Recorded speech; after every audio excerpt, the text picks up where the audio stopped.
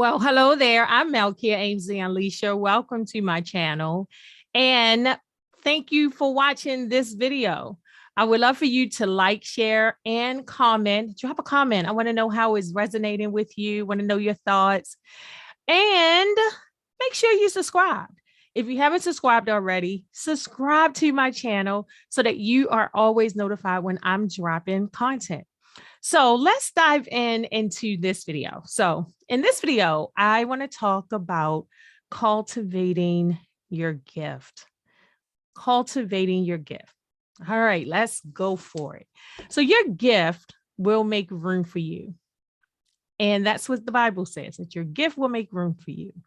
Your gift is the natural talent God gave each of us in certain areas. It could be communication, education, administration. It could be teaching, project management, resolving conflict, pastoring, ministering, sports, music, writing.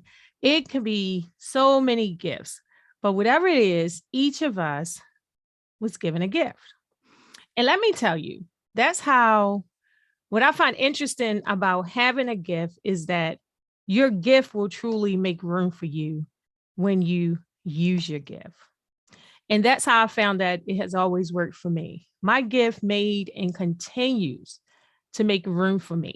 I remember when I became a recruiter.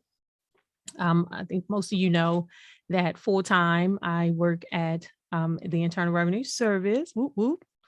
I'm a Fed, and I love providing service to our government and all. And I remember when I was a recruiter and recruiting for positions at the IRS and out sharing about the positions that the IRS offer and how there were so many things that you can do at the IRS without having an accounting degree, because automatically people would think that working at the IRS, you had to be an accountant. You had to have a degree in accounting, but there were so many different positions that you can do. And I remember when I took on the position, I was new. And like any new position you take on, you're a little hesitant. You're excited, but hesitant, excited, but like, okay, am I going to do this well? Excited because there's always a learning curve trying to learn the details of a position. However, I was committed. I was committed to doing my best so I can deliver results and help achieve the mission of the recruitment program. And like anything you learn that's new, there's a learning curve. You can start here, you work your way up, get to the middle, hit your peak, and I was at that middle, that bottom part of the learning curve because I'm learning the different positions and all the jargon, all those things that go with recruitment. And in having to do that, I also had to learn about data and how to use the data and, ensuring that I and the rest of the team and the contributions that I made, developing diverse recruitment plans and casting a wide net for individuals and where we go to recruit and et cetera, et cetera. And so in learning about the different organization needs within the organizations, I also had to partner with schools, I had to partner with stakeholders and other state organizations and to help move that vision forward. And so in learning all of that and learning about the job and learning the details of the job, the one thing I also knew and realized very quickly is that I needed to also use my gifts, and that if I did not use my gifts of strategic planning, leading others, and relationship building, I would not do my job well. And those are just some of my gifts that I just have, that I do well. And I also knew that as I use my gifts in this new field that I was in, that I would be stretching myself, because I'll be doing things differently with my gift that will help me to continue to sharpen my gift. And even things that I wouldn't be doing differently with my gift, because I was continuing to use it over and over and over again, I was becoming stronger with my gift. I was becoming an expert with my gifts. And so gifts, and in doing that, I also saw how it opened opportunities and doors for me. And so I say all of that as an example, because when you continuously to work your gift and use your gift and cultivate your gift and become a SME in that area, you will see how it will continue to open doors for you. So let me share 3 ways that you can cultivate your gift. One, you need to find opportunities to work your gift. Find opportunities to work your gift, whether, identifying some things in your local community. If you're part of a nonprofit organization, or if you're not part of a nonprofit organization, seek out a nonprofit organization who looking for volunteers, and volunteer and start using your gift. You can't cultivate your gift sitting on it. You can't, I'm gonna say it again. You can't cultivate your gift just sitting, doing nothing. When I say sitting on it, means just sitting, doing nothing. You have to work your gift. You have to find ways where you can practice your gift. For example, if your gift is teaching and you want to become a teacher, then start teaching. If you don't feel comfortable with whatever the subject is, teaching adults, then start with children. I'm telling you, they will challenge you sometimes even more than adults. I know my 2 glam girls, they challenge me all the time when I'm trying to teach them some things. So don't think it's going to be easy because you're teaching children, because they also going to be teaching you other things about yourself, not just how to teach and put together a lesson plan and deliver the message so it's relatable to the age group that you're with, but they also going to be teaching you how to have patience, how to really sharpen your listening skills, how to engage your audience. So there's a whole lot that goes in to teaching, and not just pulling out a lesson plan and a PowerPoint and getting from, but all those things. But if you say that teaching is my gift and you know that's your gift, and you want to be stronger in that gift, then start teaching, volunteer, and find opportunities to teach. See if there are opportunities where you can do a workshop in your community. Is someone, Google and see if individuals are having conferences or summits, and seeing if you could teach a subject and put in a solicitation to teach at a workshop or a conference on that particular subject that you feel that is your strong subject.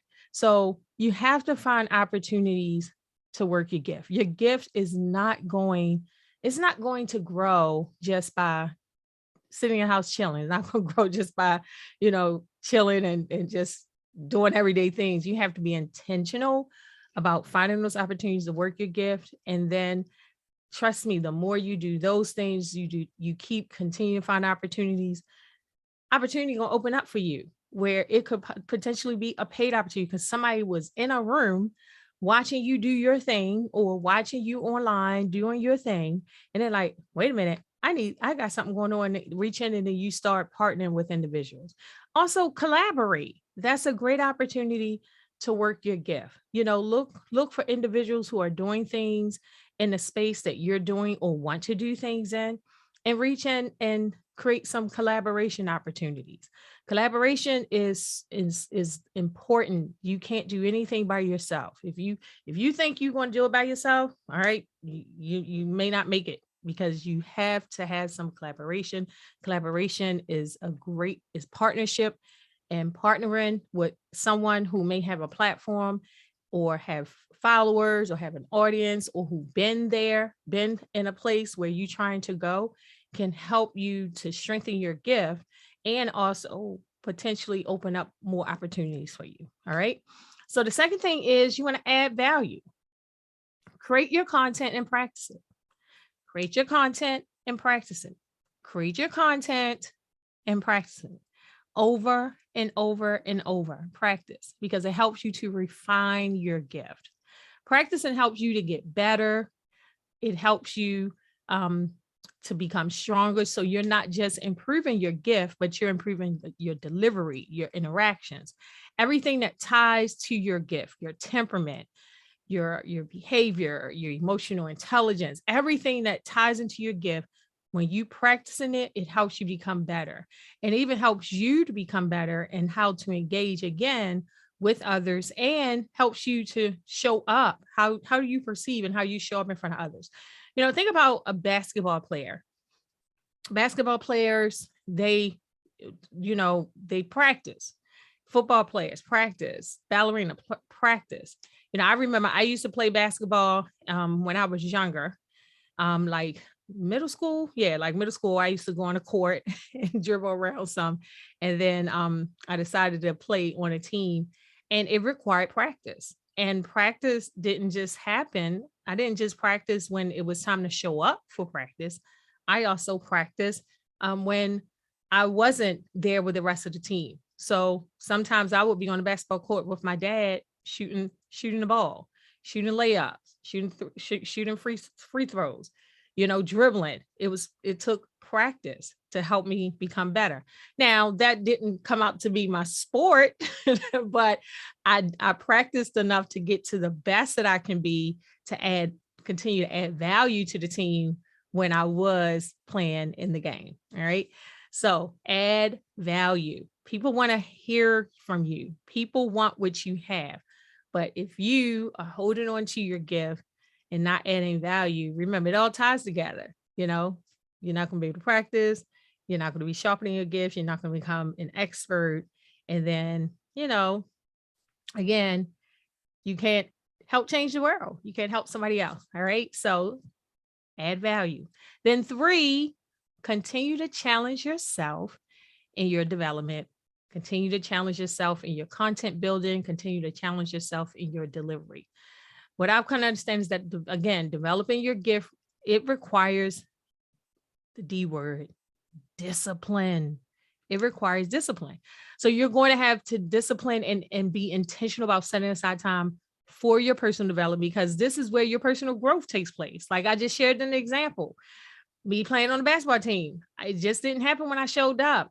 I had to do a suicides, running back and forth on the court, even outside of the group practicing. So self-development and being honest about yourself, as you are practicing your gift and being disciplined about being intentional about sharpening your gift. You also have to be open to feedback. You have to be honest and have people around you who will be honest about feedback so that you can become better, and then you too have to be honest about yourself. If you know that you aren't putting in the time and the work, then you gotta be disciplined. You gotta set aside that time.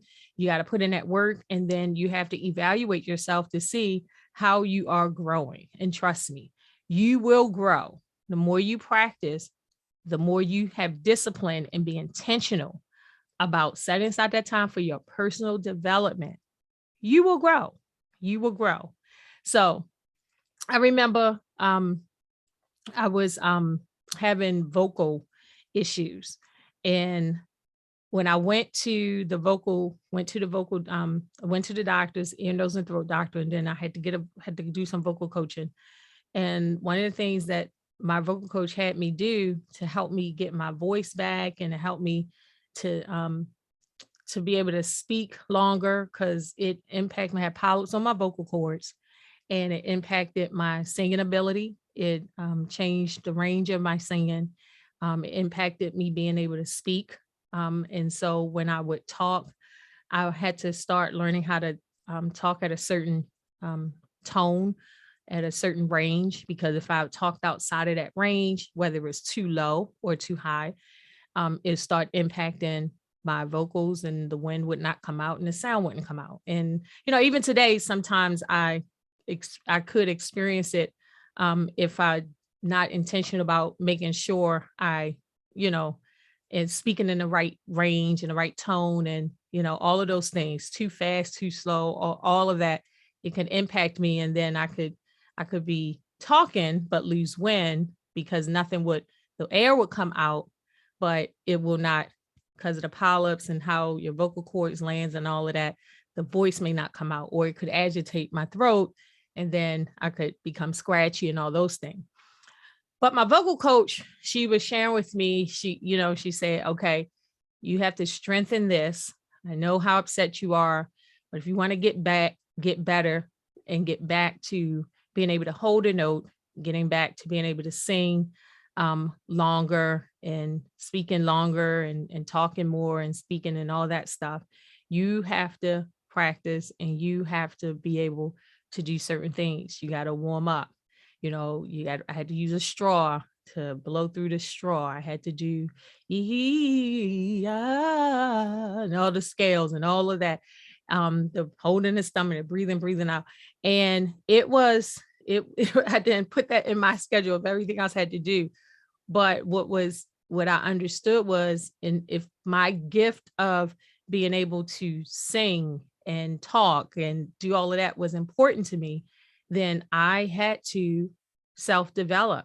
Again, I had to implement that self-development and strengthening my vocal cords and strengthening my tone and working on pitch and all of that, so that I can be here doing this today. So whatever it is that you need to do, you have to understand that your gift is so important that you have to do whatever you need to do. You have to invest in your self-development. You have to be intentional about spending time to sharpen your gift. You have to identify opportunities so that you can add value, and do it for free. Because guess what? The more you do it for free, then that also building your resume. And then when paid opportunities come, you will have some things there, and you'll be good for the paid opportunities as well. So don't say, I'm not going to do it for free. Look, if opportunity coming is free, do it for free. Add value. It's helping you, but more importantly, it's still helping someone else. So if you want to be successful, I'm going to sum it up by saying this: don't seek success. Don't seek success. Seek to become a person of value. I'm going to say it again. If you want to be successful, don't seek success. Seek to become a person of value. Being a person of value will cause you to work your gift, whether you are paid to do it or not. Because first of all, you just love what you do, that you would do it for free. Not that you have to do everything for free, but there may be some opportunities of free where you're not being paid, but you will receive so much reward from that one opportunity. That paid other opportunities can come from that are paid, that put you on other platforms and other stages, and give you more brand awareness in other areas with other people. Okay. So you just showing up and sharing your gift, for example, can, like, helping someone to become a writer or better communicator, or you just showing up and sharing your gift to help a company to work through their ideas and create new creative, innovative ways of doing things. You just showing up and helping your community to develop some strategies that can make some situation in your community better, is helping into also sharpen your gift. Okay. It's also helping in to sharpen your gift. Now, I'm going to say one last thing. Don't be afraid.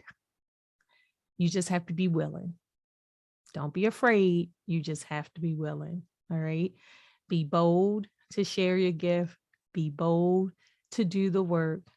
Don't be selfish, because again, your gift is not just making and creating opportunities for you, but the value that you're adding and giving to other people, or helping to create opportunities for them. All right. So last thing that I'm going to say, all of this to sum this up, I'm just going to say that you must be competent in an area and be known for something. All right. You must be competent in an area and be known for something. And most people fail because they're too general. And you've heard that saying where a person couldn't be a jack of all trades and a master of nothing. You don't want to do that. You don't want to do that. You want to make sure that you are specializing in something.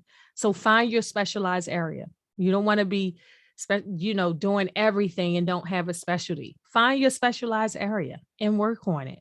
You don't have to be a jack of all trades. Okay. You can be a master of one, and you definitely don't want to be selfish. Again, keeping your gifts to yourself, not producing. And then a week, a month, a year from now, and you still are where you are today. So I believe in you.